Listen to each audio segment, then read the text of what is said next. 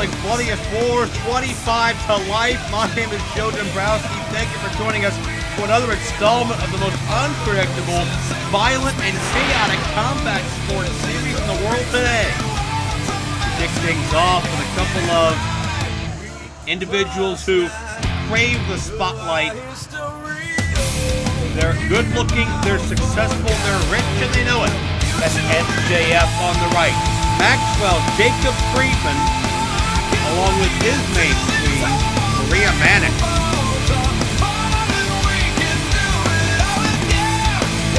All about the attention, all about the top of circumstance.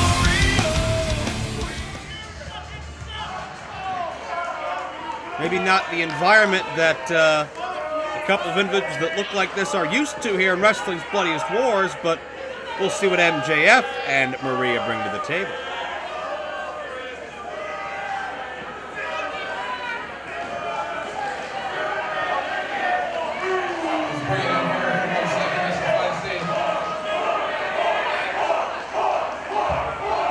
Emil, shut up and get out of my ring.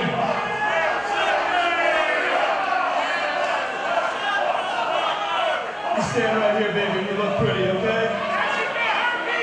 Ladies and gentlemen, just in case you're deaf, dumb, blind, poor, or stupid.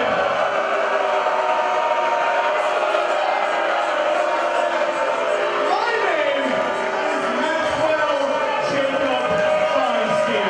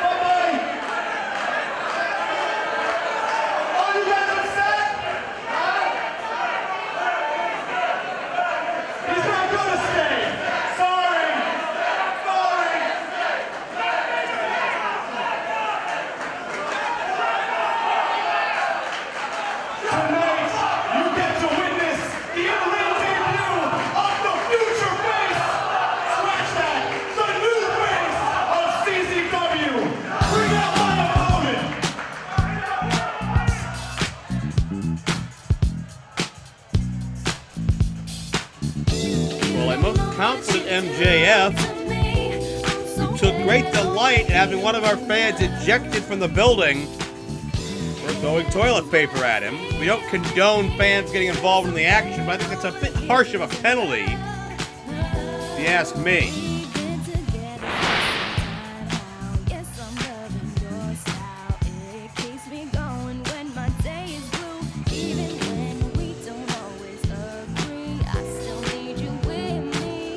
Danvers is the opposition for MJF, a young man trying to get noticed, a young man trying to make a mark for himself. I don't know a lot about this athlete. He's very young in his journey, I know that. His best year is well ahead of him. Not the most graceful way to get into your ring attire.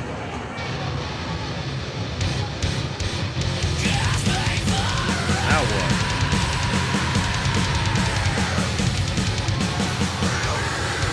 Oh my God. That is Storm of Entrails. That is Schlack in the ring.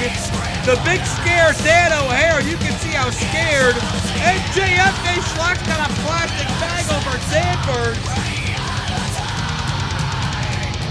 Gonna choke this kid out and shove him on his head.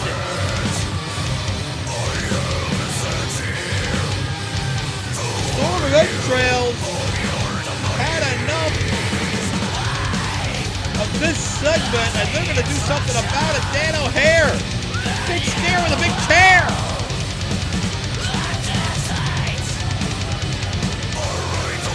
guys are big enough to do plenty of damage on their own, let alone 2-on-1. This is unprovoked. This is just a good time for them.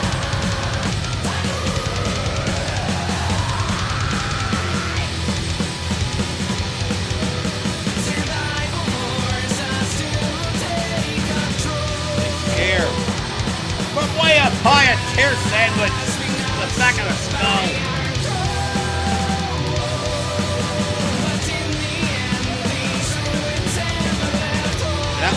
MJF is hiding under the ring. The fans are trying to alert Storm of Entrails. That's where MJF is, but Schlack having too much fun in the ring. This is the closest I've ever seen either one of these guys to a good move.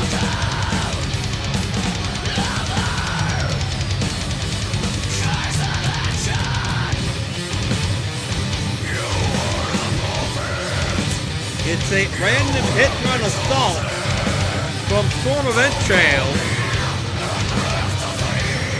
Not sure if there was much rhyme or reason to it other than add to the body count, add to the victims list.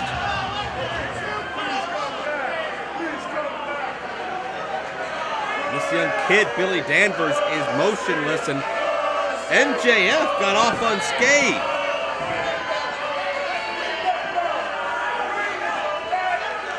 MJF is demanding the official sound for the bell. This was a scheduled match. Obviously, it didn't go the way we expected.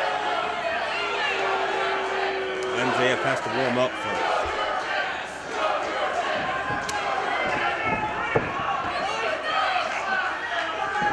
A very lax cover. And yeah, this proves nothing.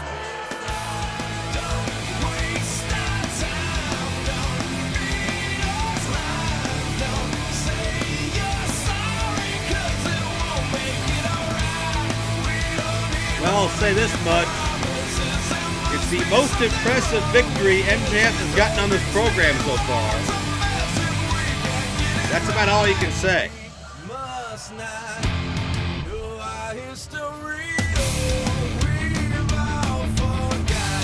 No respect shown to this young man who came out here bravely, knowing the environment he was getting himself into. Ultimately pays the price for it. MJF, go get that cocky look slapped off his face eventually, without a doubt. But until then, this kid is hurt.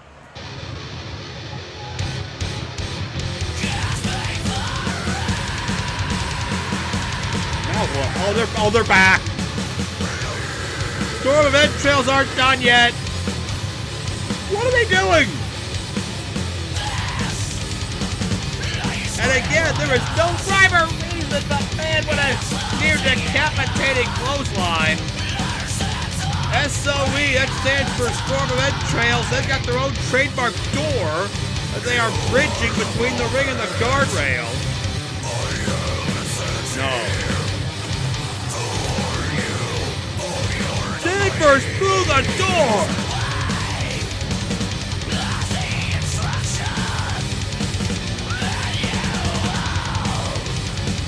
I dare any group of 5 men to mess with Storm of Entrails, let alone 1 or 2.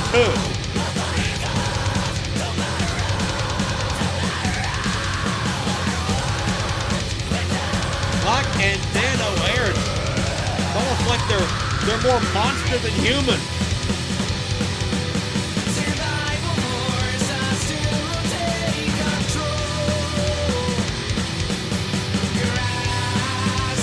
Help out here for this kid.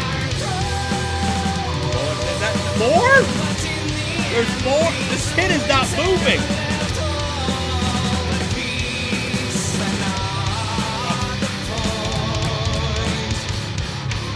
Breaking the door in 2 wasn't enough. They are just beating the bejesus out of this young man. And a bit of insult to injury as well.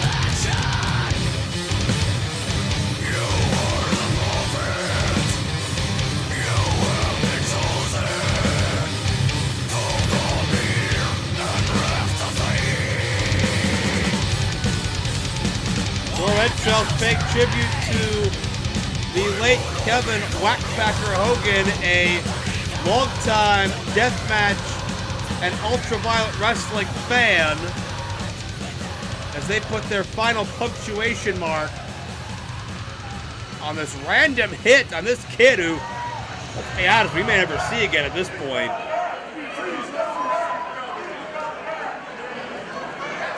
It was a sentence much worse than 25 to life for young Billy Danvers, courtesy of Storm Ed Trails, Slack, and Dan O'Hare, here in this installment of Wrestling's Bloodiest War.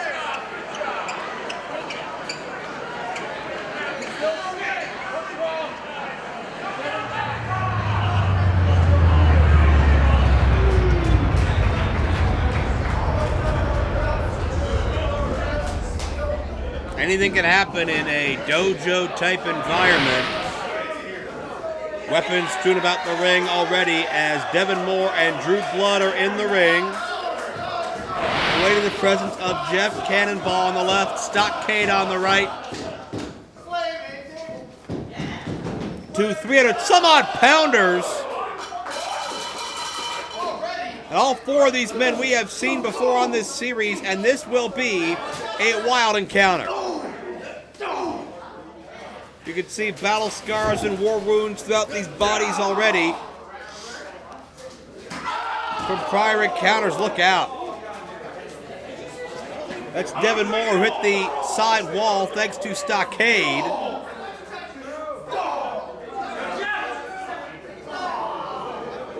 Stockade directed traffic. Jeff Cannonball looks to have been busted open. Who knows? Maybe in the parking lot, maybe on the way in here. And a couple of bystanders get involved. You never know what's going to happen or who it's going to happen with here on Wrestling's Bloodiest War.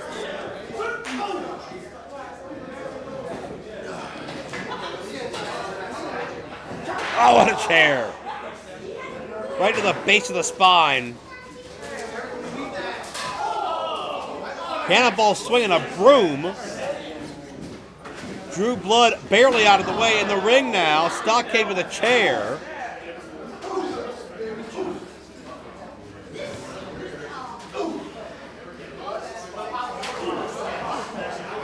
And Stockade with a door, not just any door, but a door covered in barbed wire.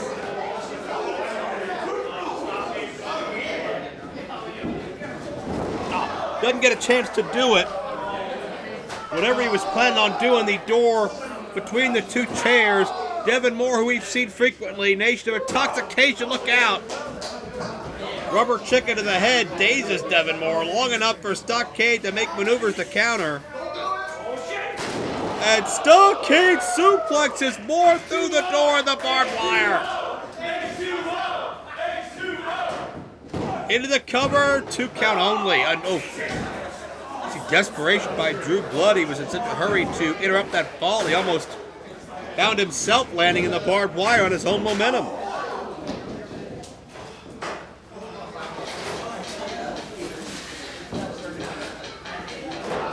See the barbed wire still stuck to the door, and Cannonball wielding a mean and nasty chair.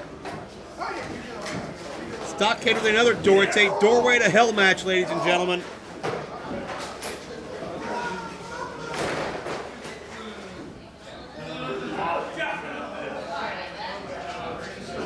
The size advantage easily goes to Stockade and Cannonball. And that is a barbed wire wrapped chair used to drive another chair into the skull of Drew Blood, whose head and neck was sandwiched in the middle. The ride. Stockade and Cannonball ducked their heads too early. Drew Blood tried to counter, but the big men push off and caught Drew Blood in midair.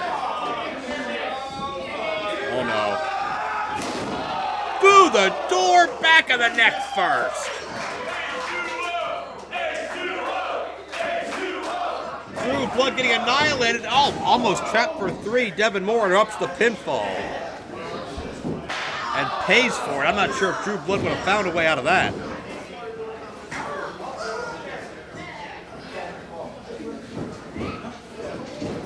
Stockade sets up the chair and drop toe.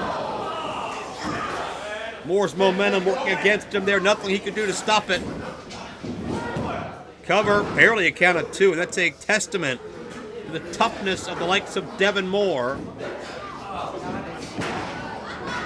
Able to not just survive offense like this and the other chair that just crashed into his face, but being able to get out and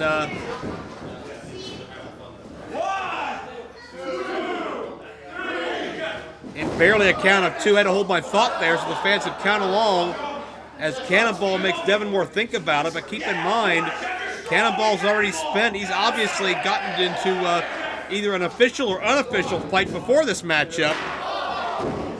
An upside-down chair shot. The blood rushing to the brain of Moore. It is affecting his equilibrium, and certainly the chair shot only makes things worse. Watch out here. Cannonball on top. 2 count only. What are we doing now? We're here to have this thing, all right?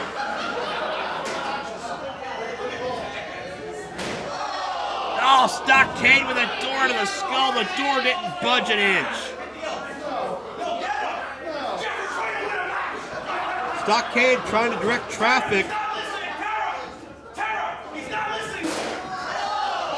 as Cannonball kicks the other door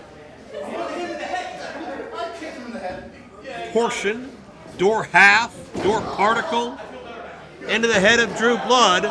Stockade and Cannonball celebrating, or perhaps just discussing further strategy.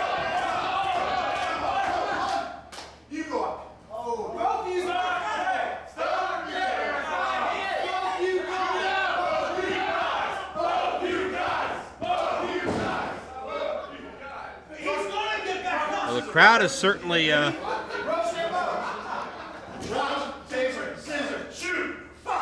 supportive of whoever gets the upper hand in this little debate over who does what. Stockade and Cannonball, both very popular. I guess Cannonball lost the rock, paper, scissors. He's going to have to elevate. Wait a minute. Oh, Drew Blood sneaks in and catches Cannonball, and now Devon Moore the super kick. Blood the overhead neck breaker. Stockade and Cannonball took too much time here. And the deathmatch veterans take advantage. Devon Moore, the picture-perfect elbow to the heart. And it's an opportunity. Moore on top. 2 count only. That was a slow count.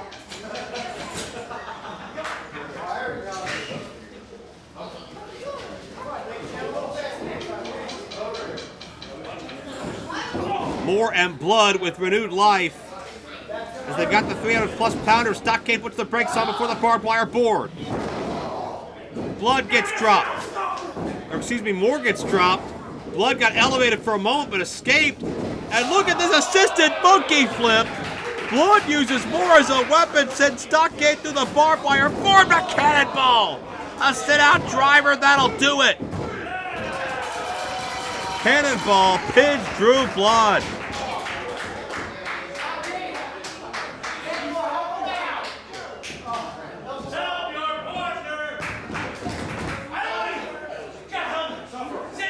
Well, Cannonball got the job done, but now he's got to free Stockade from the barbed wire. If he can, all those screams of agony tell story in themselves.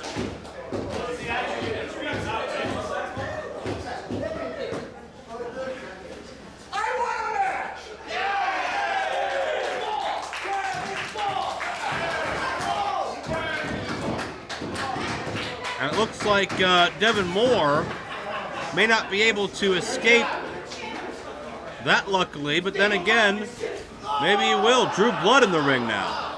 No one's leaving. This fight may continue. Or perhaps respect the order of the day.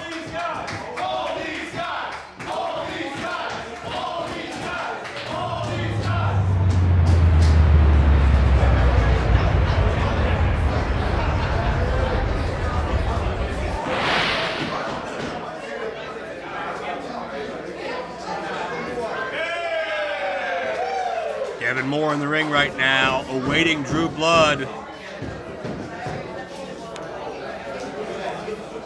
On 25 to Life, Wrestling's Bloodiest Wars. Two men who have partnered, who have fought.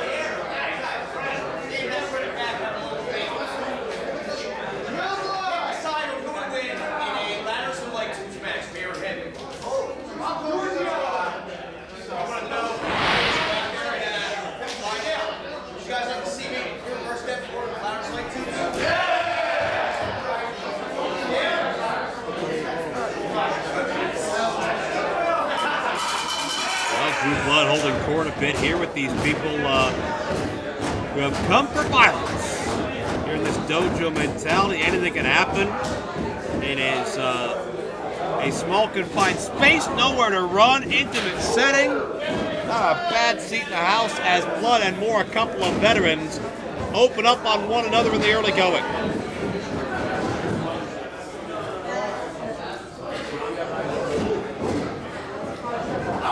Right hands, the forearms. These two are as tough as they come. This is a gut check. They have been through so many violent battles the past decade plus, some of which involving the other.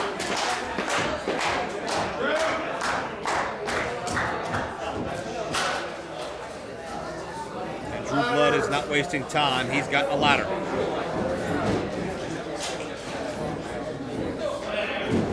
Oh, look out! Devin Moore quickly with the STO takedown. Blood lands on his own ladder, and Blood now drops an elbow. Blood a couple very awkward landings in the early going. Moore gonna get a cover. Try to catch things off guard in the opening moments.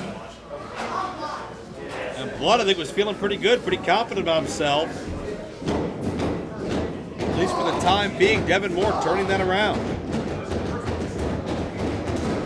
Charging in, no, look at this. Drew Blood, oh my God, an exploder suplex. And not only did Devin Moore's back hit the ladder, his head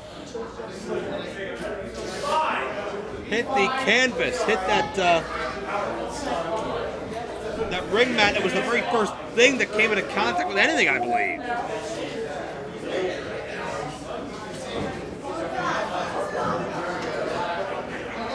Blood with the bundle of light tubes. And Devin Moore with a light tube of his own, and these two men, formerly known as Notorious Inc., are just beating the hell out of each other. Whether it's for respect, the love of the game, or competitive rivalry, or all the above, this thing continues to get more and more physical. Drew Blood, a brainbuster. And Drew Blood, the bundle of light tubes. Devin Moore is prone. Nobody there. Devin Moore moves out of harm's way as Drew Blood attempted to go leg drop. And Moore, the bundle of the skull.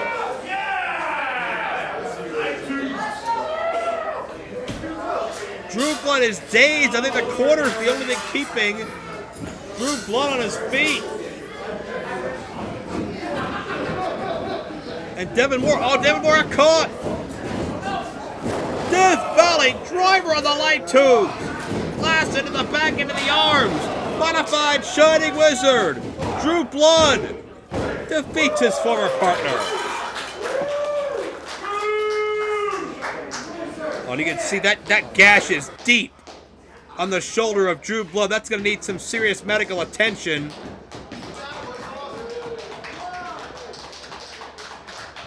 But I think if you ask Drew Blood, it was worth it to get his hand raised over somebody he has fought many, many wars with. Here on 25 to Life, Wrestling's Bloodiest War.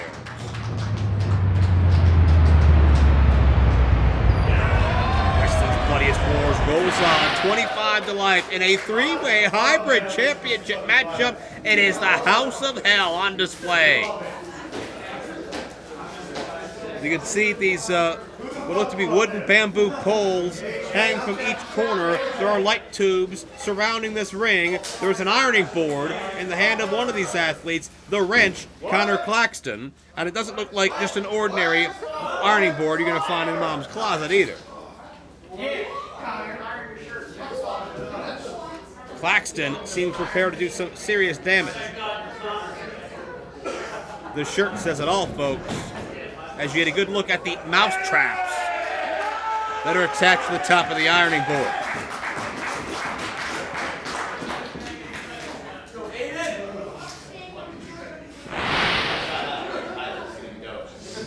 Young Aiden Ball from New York City, 3-year pro. We've seen him before in wrestling's bloodiest wars, but he has yet to carve his reputation. He has yet to, oh, wait a minute. Here's a cult favorite, Jimmy effing Lloyd.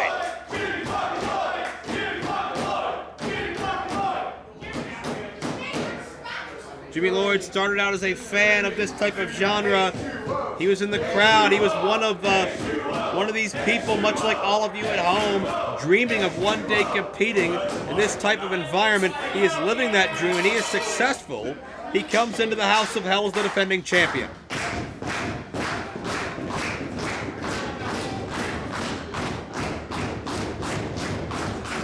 And this dojo is rocking as all three men start by testing one another's mettle. I dare you to hit me harder than I can hit you.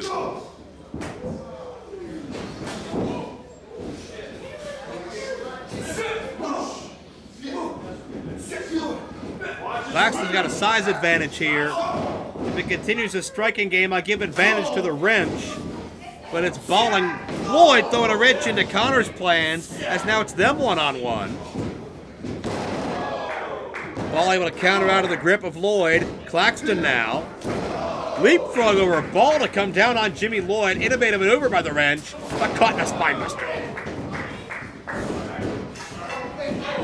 Check out Ball, the baseball slide.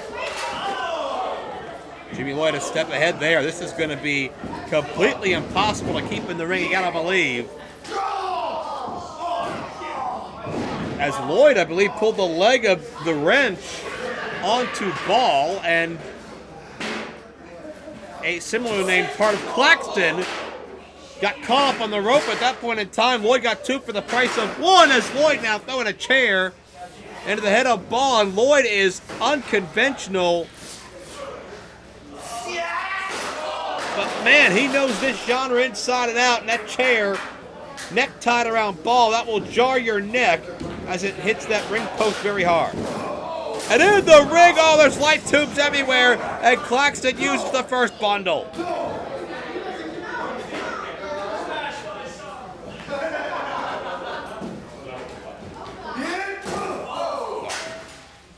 Headbutting the light tubes, the glass breaking over the skull of Jimmy effing Lloyd. Ball trying to get back in the ring, but it is all Connor Claxton at this point in time. The mousetrap ironing board into play.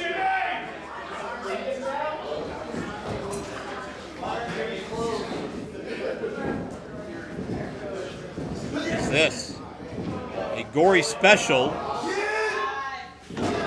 Oh, went to drop Jimmy Lloyd in the mousetraps. Lloyd lands on his feet. Look at this. Claxton dropped. Oh, and at least a couple of those traps snapped on the arm of Claxton and balled out the overhead neckbreaker. This thing is getting wilder by the minute. All these guys, all these guys, all these guys, all these guys. The people love the sacrifice, but these three athletes are in the heat of the moment right now.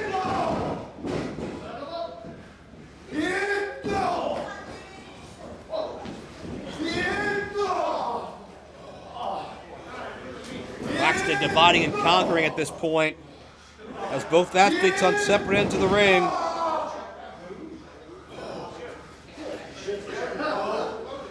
Kind of ruins the days. Claxton has Ball prone and completely vulnerable. And much the same for Jimmy Lloyd, and there are a number of ways this could turn out, and none of them are particularly promising for Ball or Lloyd, and kicking the light tube where the sun doesn't shine. Good grief, I've never seen that. And Jimmy Lloyd's not going to wait around to be the next victim.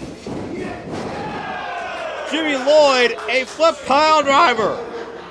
Claxton tried to land at his feet. And a very inadvertent last word from Claxton to Jimmy Lloyd.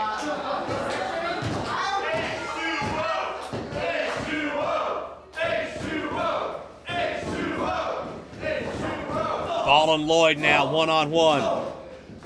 Slugfest center ring. Two men have already had a lot taken out of them. Wait a minute.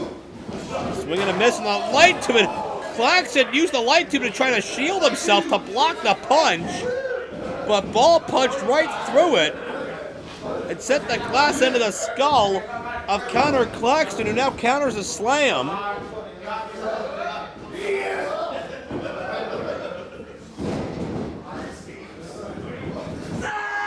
Now, oh my God!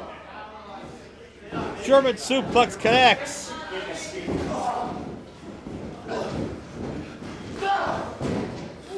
And Ball is trying to fight the world at this point. Double underhook. Oh, that Tiger Bomb, that Tiger Driver, an inadvertent assist from Jimmy Lloyd. And Lloyd was on top of Claxton and Ball. Ball's shoulders were down. Could have led to a Ball elimination, perhaps. Not sure what the call would have been there. But Jimmy Lloyd now, bundle of light tubes in tow, has something planned in the corner, telling the fans to spread out. And you can see that glass fly as Ball hits back first.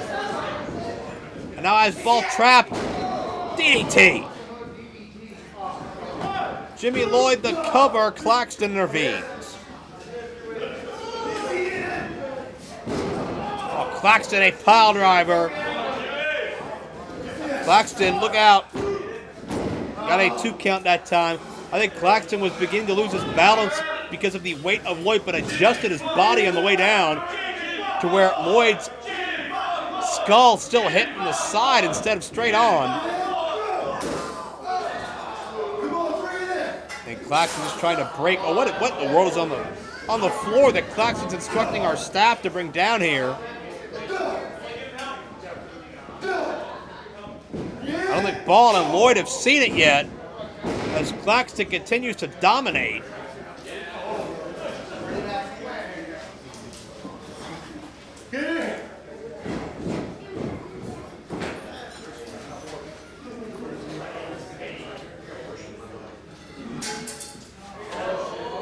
And that is some sort of, I don't even know what the hell to call it, but it's made entirely out of light tubes with those bases on either side.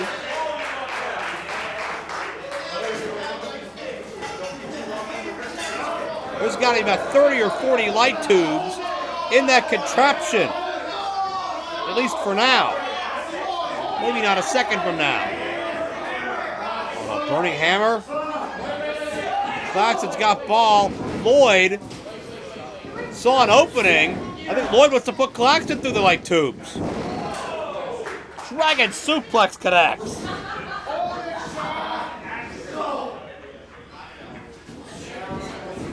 This fight continues.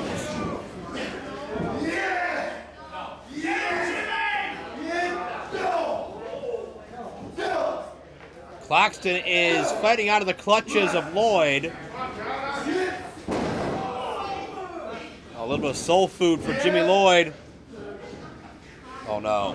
Will Claxton get the burning hammer on Jimmy up and Lloyd? He's a big boy.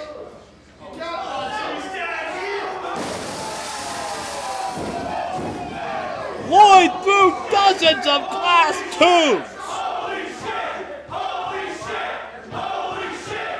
Holy shit! Forget about it.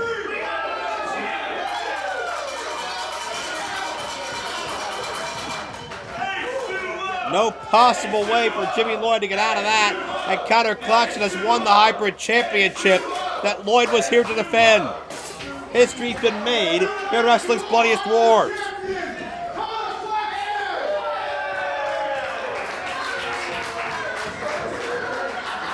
And it's hard to argue anything. You can see the deep gashes already forming on the body of Jimmy Lloyd. Claxton had that as his trump card. It surely paid off.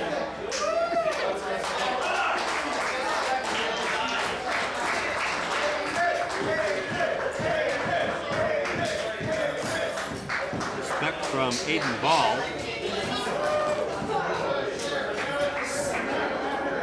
Claxton, your new hybrid champion.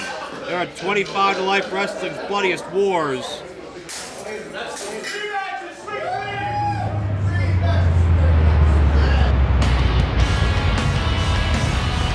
Wrestling's bloodiest wars, 25 to life. Press on with your feature. Father Matthew Tremont leads into battle. The Devil's Outlaw, the last rebel. He is a 300-plus pounder named Stockade.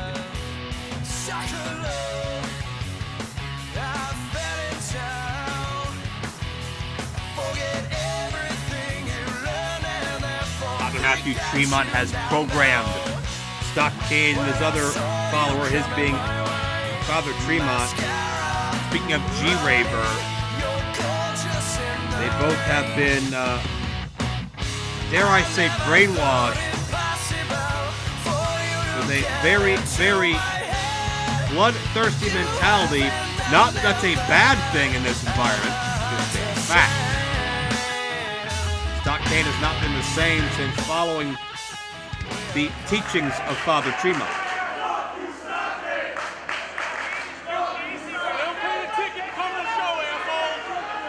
Stockade is ready for a hell of a fight.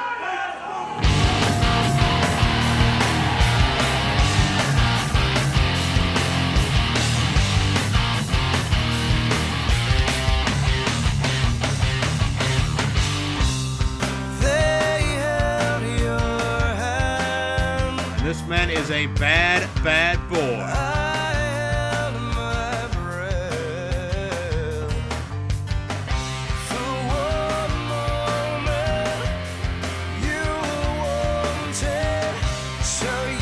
Joey Janela is the defending Wire champion.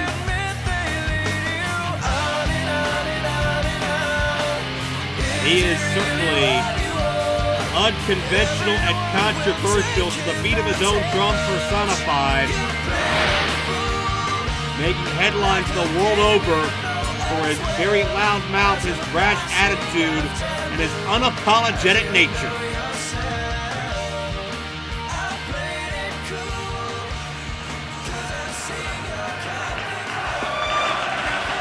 Ladies and gentlemen, this contest, one fall, no disqualification for the CZW Wire Championship. Introducing first in the corner to my right, he is the challenger. Fighting out of Monroe, Louisiana, with an official weight of 293 pounds, this is Stockade.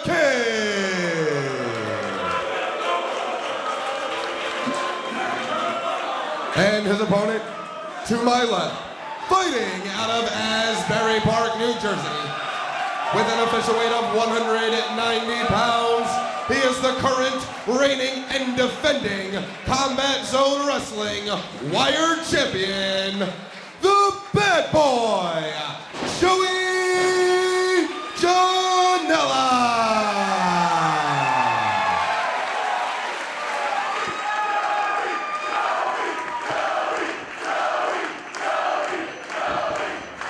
Bad, bad boy, but has earned the respect of many here in attendance tonight. You see the championship at stake, Janela, the defending title holder.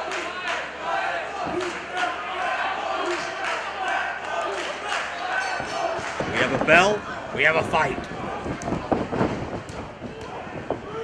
Stockade has got to have close to 100 pounds on Janela.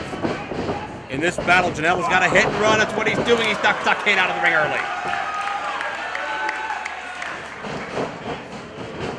And Joey Janela Gonna take flight, the suicide dive. Janela knows he has a most dangerous opponent. He knows he can't afford to make any big mistakes. Janela's coming out guns a-blazing. Stockade is in trouble early. Janela taking a big-time chance. Moonsault to the floor. It looks like it paid off for the time being. Janela to his feet.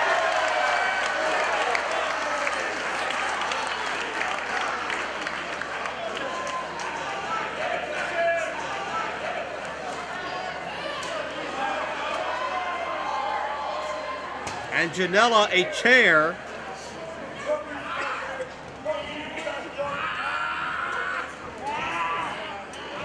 Stockade the worse for wear at this point in time.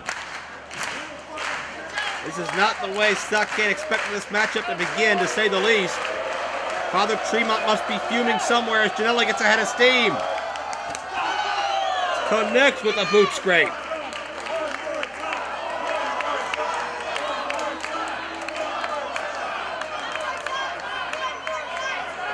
Janela gets ahead of steam again.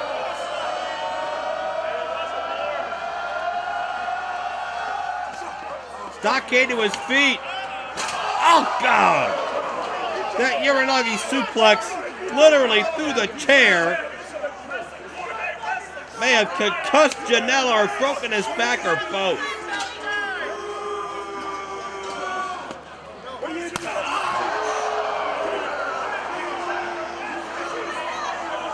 Janela trying to get a little bit too cute, a little bit too fancy, and gave Stockade inadvertently time to recover.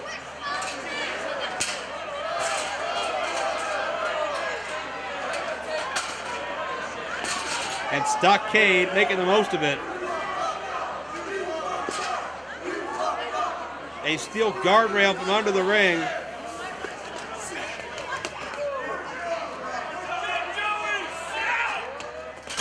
Oh, Stockade went to charge in. Janela sidestepped and Stockade practically bends the guardrail in half.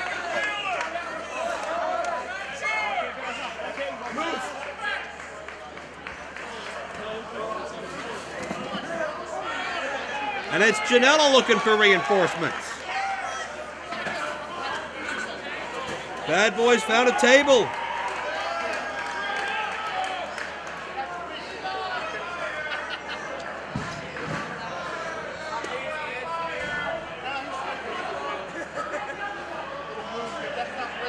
Janela directing traffic.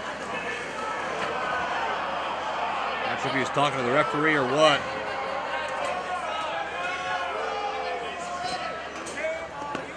Janela's just trying to direct traffic with our staff. As Janela, even the fans are helping. Janela's bridging that table between the guardrail, and he's directing traffic on where to put the other one. Janela is innovative and resourceful.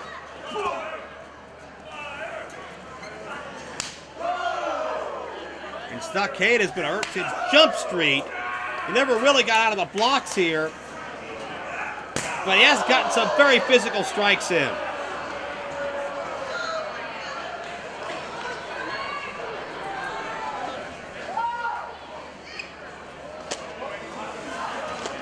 Oh, Janela fighting to stay on his feet.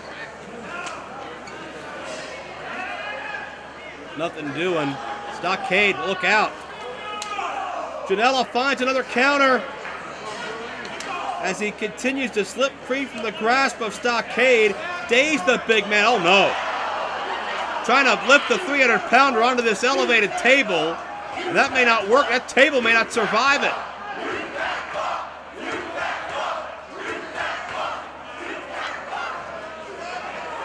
Janela's got something in mind. If we can get there. Stockade is completely dazed. Oh my God.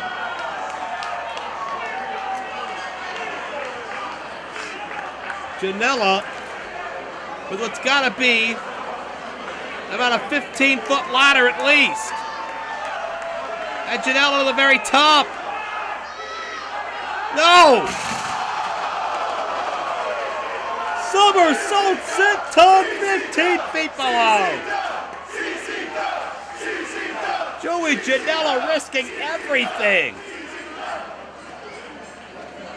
And that's why he's got the reputation he does. That's why he's got the cult following he does. That's why he's a bad boy.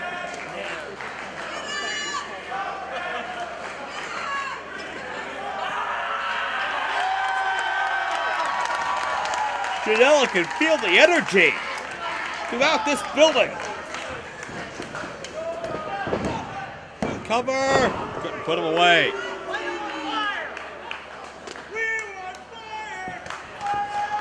Here at the skate zone in Voorhees, New Jersey.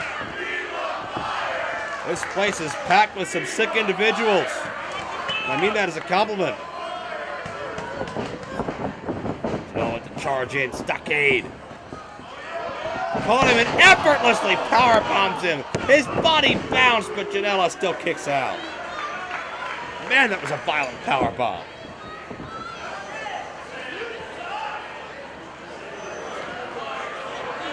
Stockade looking for something. Oh no. Cinder blocks. Several of them. There are 4 cinder blocks in the ring. And there's more coming.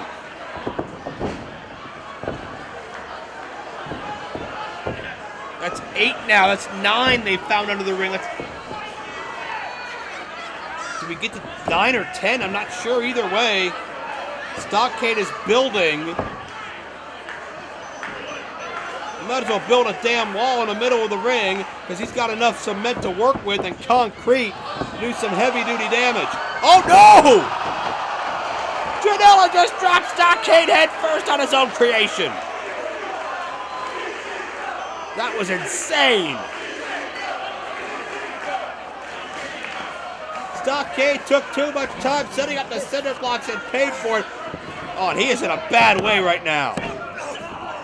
But only 2. You can see the pain all over the face of Stockade.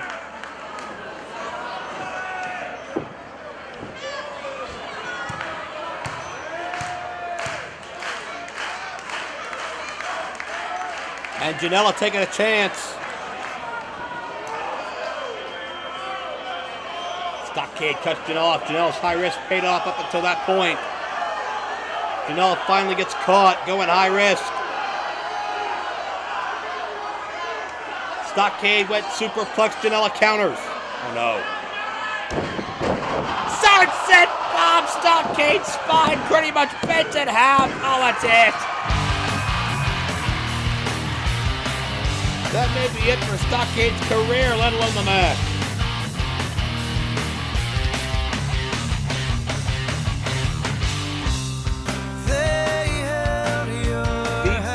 Bad boy retains his Wired Championship. Stockade, his body looks like it was shot out of a car in a high-speed crash.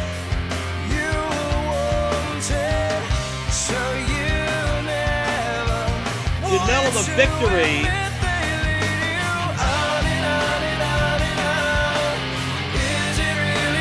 And a salute at the end of Stockade. Man, he earned it, but he has raised the ire of Stockade's leader, Father Matthew Tremont.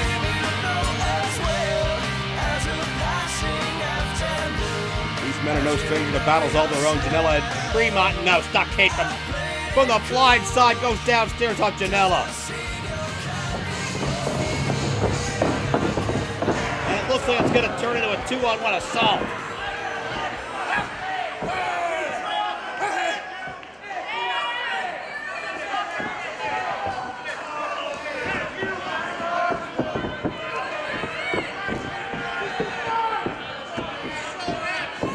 Tremont signals for the Wired Championship and drops Janela with that belly driver.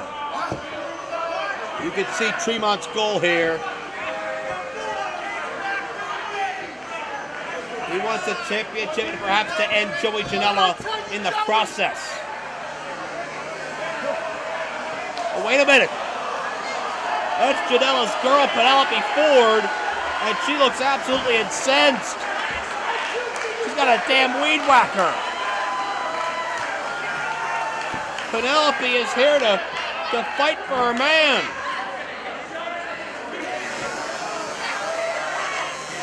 And she's not afraid of anybody. Tremont knows what's good for him. He'll get out of here.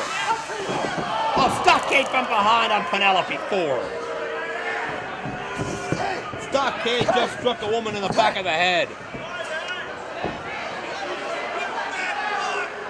Let her go. She's not a wrestler. She's not here to compete. No! She just got spiked on those cement cinder blocks. Oh, sickening. She just went limp right away. Here comes Jeff Cannonball. Doing what's right. It'll be 25 to life for at least one of these athletes. As the battle lines have been drawn, I am Joe Dombrowski. Thank you for joining us on Wrestling's Bloodiest Wars. Get them out of here.